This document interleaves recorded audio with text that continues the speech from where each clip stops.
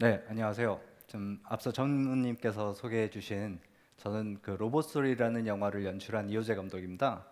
사실 오늘 제가 이 자리에서 여러분들한테 드릴 말씀은 그 SF 영화에 등장하는 인공지능, 하나의 캐릭터죠. 그 인공지능으로 엿보는 미래라는 좀 거창한 주제를 가지고 왔는데요. 사실 저는 여러분 지금 앉아 계신 여러분들과 별 다른 게 없이 사실은 이 신기술 혹은 4차 산업혁명에 대해서는 좀 무지에 가까운 사람입니다. 저는 영화를 만드는 사람이니까요.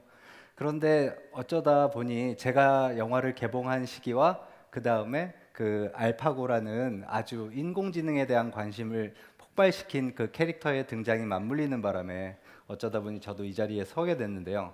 제가 여러분들한테 제가 갖고 있지도 않은 지식을 가지고 떠드는 것보다는 그나마 제가 알고 있는 영화 얘기를 하면서 잠깐 좀 쉬어가는 그런 자리를 마련해 보도록 하겠습니다. 일단 여러분들 그 어렸을 때 영화를 많이 보셨을 텐데요. 자, 여러분들 공상과학 영화라는 그 용어 많이 들어보셨죠? 근데 이게 저도 어렸을 때 뭐 스타워즈라든지 아니면 이티들을 보면서 꿈을 키워온 어린아이였었는데 지금 와서 생각을 해보면 공상과학 영화에서 공상은 살짝은 뭔가 좀 비생산적이고 가만히 앉아서 그냥 멍하니 그냥 좀 멍 때리는 듯한 느낌을 주는 좀 부정적인 의미가 있어서 요즘 그 SF 장르를 하시는 분들은 별로 좋아하지 않는 용어예요. 그래서 그냥 지금 딱히 다를 게 없어서 그냥 사이파이 픽션의 줄임말 SF 영화라는 그 용어를 오히려 좀 선호를 하시는데요. 그 여러분들 SF 영화라고 하면 많이들 생각하시는 게 이제 미래를 얼마나 정확하게 묘사했느냐, 예견했느냐 그런 것들을 가지고 좋은 영화다, 나쁜 영화다라고 구분하시는 분들도 있는데 사실은 SF 영화를 보실 때 조금 더 집중해서 보실 것들은 그 SF는 그 당대 만들어진 당대의 현실이 어떻게 미래의 모습을 통해서 반영이 됐는지 그 당대의 사람들, 그 영화를 만든 당대의 사람들의 관심이 뭐였는지를 돌아볼 수 있는 장르예요. 그래서 오래된 영화의 SF 장르를 보면 그때는 사람들이 이런 부분에 관심을 가졌구나라는 것들을 알 수 있는데요. 자, 그러면 여러분들 최초의 SF 영화는 언제쯤 나왔을까요? 자, 제가 힌트를 하나 드리자면 최초의 영화의 발명이라고 하면 1895년도 프랑스의 리미에르 형제가 만든 열차의 도착이라는 6분짜리 단편 영화가 최초의 영화라고 하는데요. 최초의 SF 영화는 그로부터 7년 뒤에 단 7년 뒤에 달나라 여행이라는 제목의 프랑스 영화가 최초의 SF 영화로 역사에 기록되어 있습니다. 여기에 감독으로 이름을 올린 그 조르즈 멜리아스라는 분은 아까 여러분들 그 인터미션에 보셨던 그 마술사 있죠. 예, 마술사 이분도 마찬가지로 무대 위에서 마술을 하시던 분인데 영화의 발명을 보고 이 매체가 가지고 있는 파워, 이 매체가 가지고 있는 그 가능성을 보고 영화 감독으로 전향을 하셔서 이 영화를 만들게 됐습니다. 자, 달나라 여행이라는 제목과 그 옆에 있는 포스터를 보시면 좀 당대의 상상력이 조금 지금하고는 다르다라는 걸 알 수 있죠. 그러면 당대 1902년도에 사람들은 달로 가려면 어떤 방법을 이용을 했을까 한번 장면 하나를 보시면은요. 자, 지금 보시는 것처럼 우주인이 커다란 대포, 그때 당시에는 최고의 기술이죠. 대포, 커다란 대포에 우주인을 태워서 달을 향해서 쏘면 달에 도착할 것이다 라는 기대하에 이런 식으로 달로 우주인을 보냈죠. 그럼 달로 가는 건 가는 건데 그럼 돌아오는 건 어떻게 돌아왔을까요? 자, 장면 보실게요. 자, 지금 달에 도착한 우주인들이 달에 살고 있는 원주민들에 쫓겨서 다시 지구로 귀환하는 장면인데요. 지금 보시는 것처럼 달에 있는 어떤 언덕에서 떨어지면 지구로 돌아올 것이다라고 생각을 했어요. 그러니까 중력에 대한 좀 잘못된 생각이죠. 달도 중력이 있고 지구도 중력이 있는데 달은 하늘에 있으니까 하늘에서 떨어지는 것처럼 달에서 떨어지면 지구로 떨어질 거다라는 상상을 한 거예요. 근데 재밌는 건 마지막 장면에서 보셨던 것처럼 그 바다로 떨어지는 거는 그 1960년대 아폴로 그 계획에 기원하고 굉장히 흡사한 모습이 있죠. 이런 부분들을 보면 조금 뭔가 미래를 예측한 측면도 있지만 사실 그 1902년도에 상상할 수 있는 방식으로 달나라를 갔다 왔던 것처럼 당대에 만들어진 영화는 미래를 예견하기보다는 그 시대의 관심사를 대변한다라고 보실 수 있어요. 자, 그러면 로봇이 최초로 등장한 영화는 언제 나왔을까요? 1927년도에 독일의 감독 프리츠 랑이 만든 메트로폴리스라는 영화에 그 마리아라는 로봇이 최초로 등장을 하는데요. 자, 지금 보시는 것처럼 저 로봇이 영화에서 최초로 등장한 마리아라는 로봇입니다. 용도가 뭘까요?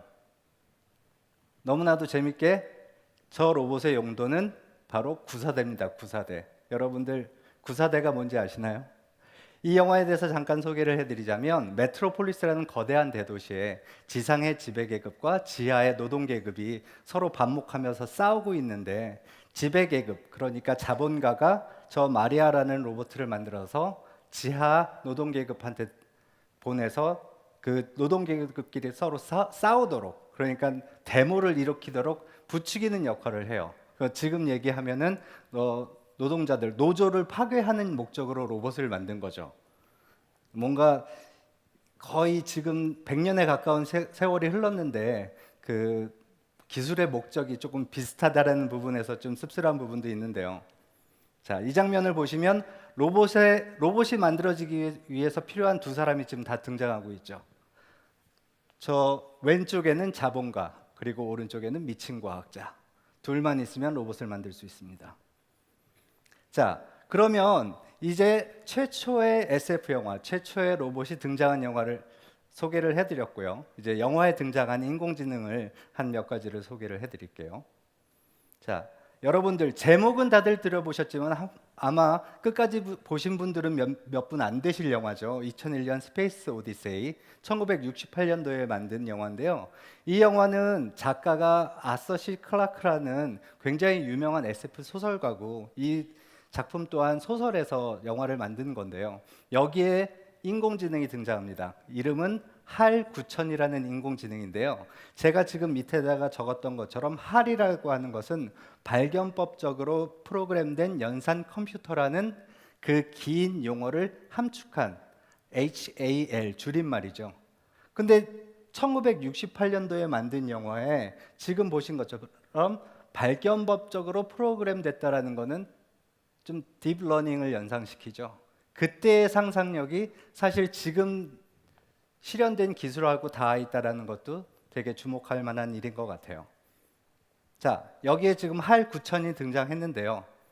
자, 화면의 오른쪽을 보시면 디지털 도어락 같이 생긴 동그란 그 렌즈와 그 다음에 길쭉한 직사각형에서 할 9000입니다. 이 할 9000의 용도는 목성으로 탐험을 떠난 우주선을 제어하고 그 다음에 우주인들을 돕기 위해서 제작된 건데요. 근데 이 영화에 대해서 짧게 소개를 해드리자면 이 할 9000이라는 인공지능 컴퓨터는 우주인들을 다 몰살시킵니다. 목성으로 가는 여행 도중에 우주인들을 다 질식해 죽이거나 아니면 우주로 다 밀어내서 죽이는데 그 이유가 굉장히 재밌어요. 일단 할 9000의 그 목적은 우주인들을 돕는 거잖아요. 그래서 할 9000의 그 미션 목록 중에 하나가 나는 우주인들에게 절대적으로 정직해야 된다라는 미션이 있어요. 그런데 이 영화 안에서 목성으로 떠나는 이유가 사실은 숨은 이유가 있었습니다. 목성에 미지의 존재, 그러니까 인류가 아닌 문명이 있다는 게 밝혀져서 그것을 확인하러 가는 길이었거든요. 그래서 지구에 있는 과학자들이 절대로 우주인들에게 목성에 도착할 때까지 이 미션에 대해서 말하지 말라, 함구하라라는 미션을 새로 입력을 합니다. 우주인들에게 그 미션의 목적을 말하지 말라와 우주인들에게 절대적으로 정직하라, 두 가지의 미션이 충돌하면서 할 9000은 가장 논리적인 결론을 내려요. 우주인들을 다 죽여버리자. 그럼 나는 두 가지 미션을 다 수행할 수 있다라고 생각을 한 거죠. 그런 논리적으로 얘기하면은 틀린 말은 아니지만 인간적으로 생각하면 말도 안 되는 결론 때문에 저 할 9000, 1968년도에 처음 나온 인공지능 로봇은 인류에게 조금 위협적인 존재가 됐었습니다. 자, 그 다음에 소개드릴 영화는 인공지능은 아닌데요. 자, 1987년도 작품 로보캅입니다. 감독은 폴 버호벤이고요. 여기에서 지금 보시는 저 반인 반기계라고 해야 되겠죠. 로보캅이자 머피, 인간 머피이자 로보캅인데 제가 이 영화를 선택한 이유는 엄밀하게 얘기하면 인공지능은 아니지만 기계의 힘을 빌어서 인간의 능력을 확장시킨 이 존재에 대해서 과연 우리는 어떻게 받아들여야 되느냐의 질문을 하는 영화라서 제가 가지고 왔어요. 자, 내가 팔이 없는 경우에 기계 팔을 이식을 해서 팔을 가진 그 누구보다도 힘을 쓸 수 있다라면 그건 굉장히 좋은 일이겠지만 만약에 내가 뇌를 다쳐서 뇌를 쓸 수 없는데 그 뇌를 기계로 대체한다면 나는 결국 나일 수 있을까? 이 영화에서도 마찬가지로 몸의 대부분의 기능을 상실한 머피라는 전직 경찰이 로보캅으로 재탄생이 되면서 나는 과연 기계인가 로봇인가를 고민하는 그런 영화예요. 네, 지금 다시 메트로폴리스 장면이 나왔는데요. 아까 로보캅 포스터를 보면 굉장히 흡사하죠. 이 로보캅이라는 영화를 만든 폴 버호벤 감독은 이 메트로폴리스에 등장한 마리아를 오마주해서 베꼈다라기보다는 그 존경의 의미로 그 디자인을 가지고 왔다라고 얘기를 해요. 자, 헬멧을 벗은 로보캅의 모습인데요. 이 영화의 대부분의 장면에서 헬멧을 쓴 채 범죄와 싸우는 멋진 로봇의 모습을 보여주지만 막판에는 오히려 누명을 쓰고 그 자신을 만든 회사에 쫓겨서 겨우겨우 누명을 벗기 위해서 저렇게 찢기고 다친 모습으로 자신의 정체성을 되찾아가는 과정이 영화의 뒷부분인데요. 영화를 보신 분들은 아마 기억하실 마지막 대사가 당신은 누구인가라는 질문에 나의 이름은 머피입니다라고 대답을 해요. 이제 로봇캅으로 재탄생했지만 머피라는 자기의 정체성을 잃지 않은, 그러니까 인간과 기계에서 기계를 만난 인간이 어떤 정체성을 갖게 될 것인가를 1987년도에 고민해 본 영화죠. 자, 그 다음 제가 소개시켜 드릴 영화는 시간을 훌쩍 뛰어서 2001년도에 나온 AI라는 영화입니다. 감독은 스티븐 스필버그고요. 이 영화를 이제 이 정도 되면은 젊은 분들도 나 이 영화 봤어라고 하실 분들도 나올 것 같은데요. 여기에 등장한 데이빗이라는 인공지능은, 이 인공지능 로봇의 용도는 뭐냐면 그 아들이 식물인간으로 코마 상태에 있는 아들이 있는 엄마한테 아들을 대신해서 엄마의 그 슬픔을 달래주는 일종의 감정을 보듬어 줄 수 있는 용도로 만든 로봇이에요. 그러기 위해서 이 데이빗은 엄마를 향한 절대적인 애정을 가지고 있는 존재로서 프로그램이 됩니다. 그런데 너무 아이러니하게도 식물인간으로 영원히 누워있을 줄 알았던 아들이 깨어나면서 엄마는 더 이상 이 로봇이 필요해지지가 않았어요. 그래서 이 로봇을 가차없이 버려버립니다. 하지만 자기는 엄마에 대한 무조건적인 사랑이 프로그램됐기 때문에 여기서부터 다시 엄마 찾아 산만리가 되는 거예요. 자신의 엄마를 찾아서 온갖 고난을 겪고 그 위험들을 물리치고 나서 엄마를 찾지만 결국은 엄마를 찾긴 찾지만 그게 그렇게 해피엔딩은 아니에요.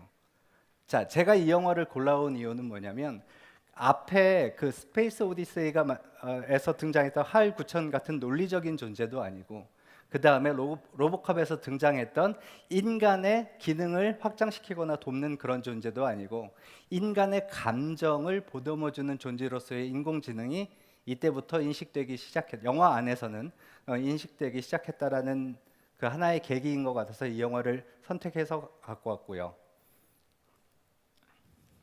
자, 마지막으로 영화에 등장한 인공지능 2014년 작품입니다. 이 영화에서는 로봇이 등장하지도 않고요. 그 다음에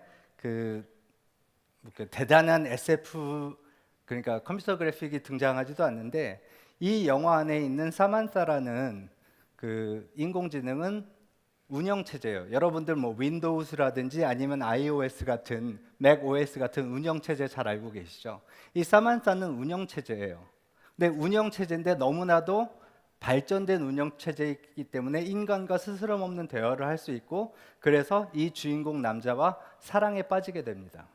이 사랑에 빠진 남자는 이 데스크탑에 있는 운영체제를 자기 스마트폰으로 옮겨서 계속 데리고 다니면서 대화도 나누고 서로 서로 굉장히 보듬어주고 이 남자는 이 인공지능 여자 목소리죠 당연히 그 인공지능한테서 굉장히 큰 위안을 받는데 갑자기 어느 날 인공지능이 자기의 존재를 그냥 지워버려요.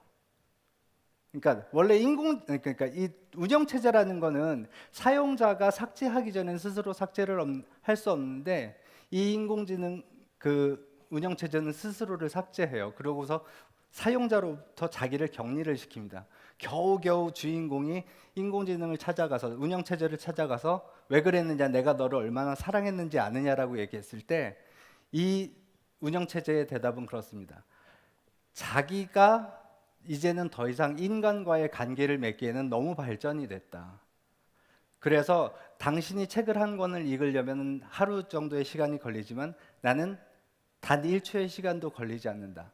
당신의 육체와 시간이 더 이상 나와는 맞지 않는다라고 얘기를 하면서 운영 체제는 이 사람과 이별을 고하는데요. 여러분들 지금 앞에서 그 좋은 말씀해 주신 연사분들 있으셨는데 그 알파고 제로라고 여러분들 얘기 들으셨잖아요. 알파고가 인간의 기보를 수백 번, 수천만 번 따라를 하면서 그 바둑의 실력을 키웠다면 지금 제일 최신 버전인 알파고 제로 같은 경우에는 인간의 바둑을 배우지를 않았다고 그랬잖아요. 그냥 스스로 바둑에 대해서 깨우치고 그리고 그 누구보다도 강한 존재가 되었다라고 하는데 앞으로 우리가 인공지능이 얼마나 제 살아생전에 심지어 얼마나 발전될지는 모르겠지만 이 인공지능이 언젠가는 인간을 초월할 존재가 될 것이고 그렇다면 그때 과연 인간과 인공지능의 관계는 어떻게 정립해야 될 것인가 라는 고민은 당장은 아니더라도 언젠가는 맞닥뜨리게 될 거라고 생각해서 이 영화를 골라왔습니다. 자, 영화에 지금 몇 편을 소개해드렸고 그 다음에 시간 관계상 아쉽게도 소개시켜드리지 못한 영화가 몇 편 있지만 일단 영화에 등장하는 인공지능의 특징을 제가 조금 몇 개로 정리를 해보자면요. 일단 이거를 만드는 데는 굉장히 많은 돈이 들어요. 대기업 혹은 거대 자본의 산물입니다. 그리고 용도는 항상 인간의 불완전성, 그게 논리적인, 그러니까 계산을 못해서든 아니면 힘이 없어서든 그런 것들을 보완해주기 위해서 인간을 좀 더 완벽하고 인간을 좀 더 편리하게 만들어주기 위해서 탄생이 돼요. 하지만 결국에는 인간의 욕망이 너무 커서인지 아니면 방향이 잘못돼서인지 인간의 욕망을 채워주지 못하는 존재가 되어서 영화의 끝은 대부분 인간의 문제는 인간 스스로 해결해야 된다라는 결론을 내리게 됩니다. 이게 대체적인 SF 영화에서 등장하는 인공지능 캐릭터들의 특징이에요. 자, 여러분들 그러니까 쿼트 많이 들어보셨죠? 사실 우리나라 한 정치인께서 본인의 출사표를 던지면서 인용을 하셔서 여러분들한테 많이 익숙해졌는데 그 윌리엄 포드 깁슨이라는 SF 작가가 얘기한 미래는 이미 여기에 있다. 단지 널리 퍼져 있지 않을 뿐이다. 라는 이야기. 지금 제가 굳이 여기다 영어와 한글을 병기한 이유는요. 이렇게 해석을 할 수도 있지만 사실 저는 조금 다르게 해석을 하고 싶더라고요. 미래는 이미 여기에 있다. 하지만 단지 균등하게 분배되어 있지 않기 때문이다. 제가 아까 말씀드렸던 것처럼 인공지능은 가장 먼저 돈이 많은 사람, 뭐 도시에 있는 사람, 절대로 여러분들에게 균등하게 분배되지 않아요. 누구보다도 앞서 나간 사람들 혹은 가진 사람들을 위해서 먼저 탄생하게 될 것이고 그것들이 여러분들의 삶에 어떤 영향을 끼칠지는 잘 모르겠어요. 그러면 여러분들은 인공지능 얘기가 나오면 제가 여기 말고도 다른 데서 강연을 해보면 특히 어머님들이 그렇게 참 많이 물어보세요. 인공지능 시대가 다가오고 있는데 우리 아이들은 도대체 어떻게 이 시대를 살아갈 건가요? 어떤 직업을 가져야 되나요? 어떤 직업이 없어지나요? 그러면은 창의성을 키우면 되나요? 그런 질문들을 많이 하시는데 감히 제가 드리는 말씀들은 이래요. 여러분들의 자제분들이 앞으로 어떤 노력을 하든지 간에 인공지능을 이길 수는 없을 것이다. 우리의 경쟁 상대는 인공지능이 아니에요. 여러분들 자동차가 처음 만들어졌을 때 자동차를 이기겠다라고 달리기를 연습한 사람이 있었나요? 계산기를 놓고 내가 계산기보다 더 빨리 계산하겠다라고 암산 능력을 키우는 사람이 있었나요? 인간의 불완전한 부분을 돕기 위해서 나온 것이 인공지능이기 때문에 여러분들의 경쟁자는 인공지능이 아닙니다. 그렇다면 그리고 인공지능은 제가 말씀드렸다시피 가장 가진 사람들을 위해서 제일 처음 만들어질 거예요. 그렇다면 여러분들은 이 시대를 어떻게 견뎌내야 할 것인가? 사실은 굉장히 어렵습니다. 답을 쉽게 드릴 수는 없지만 그냥 생각해 본 그런 고민들을 조금 여러분들께 들려드리자면요.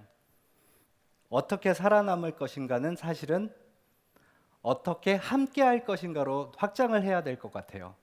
내가 살아남는다라는 것에서 나 이상으로 확장을 했으면 좋겠다는 생각이 들어요. 말이 좀 어렵죠? 여러분들 스스로가 가장 중요하지만 그만큼 여러분들의 가족도 중요합니다. 왜냐하면 나와 다름없는 사람들이니까요. 그게 나의 확장이거든요. 그게 만약에 우리 동네가 되고 그게 우리 나라가 되고 만약에 그게 이 세상 전체가 될 수 있다라면 나 혼자 잘 된다라는 그런 이기심 자체가 없어지겠죠. 왜냐하면 세상의 모든 사람이 다 나니까요. 말로만 들어도 너무나도 비현실적인 얘기였지만 비현실적인 얘기지만 사실은 여러분들 스스로의 생존을 위해서는 남과 함께하는 남을 나처럼 느끼는 마음이 굉장히 중요하다고 생각이 들더라고요. 그래서 컴패션이라는 단어를 한번 끄집어내 봤는데 아까 맨 처음에 연설하신 분께서 컴패션이라는 단어를 말씀하셔서 좀 놀랐는데 이제 컴패션이 이제 우리나라 말로 번역을 하면 연민이나 동정심 그렇게 번역을 할 수도 있겠지만 열정을 같이 한다. 컴패션해서 열정을 같이 한다라고도 생각할 수 있잖아요. 그래서 남과 나를 구분짓지 말고 다 함께 그러니까 내가 누구를 이기자는 생각보다는 누구와 함께 같이 살아가는 것이 중요하다라고 생각을 하면 이 인공지능 시대 어떻게 보면 불평등이 더 심화될 수 있는 미래를 우리가 살아남을 수 있는 방법이 될 수 있을 거라고 생각을 합니다. 이게 1927년도에 만든 그 메트로폴리스에 나오는 대사예요.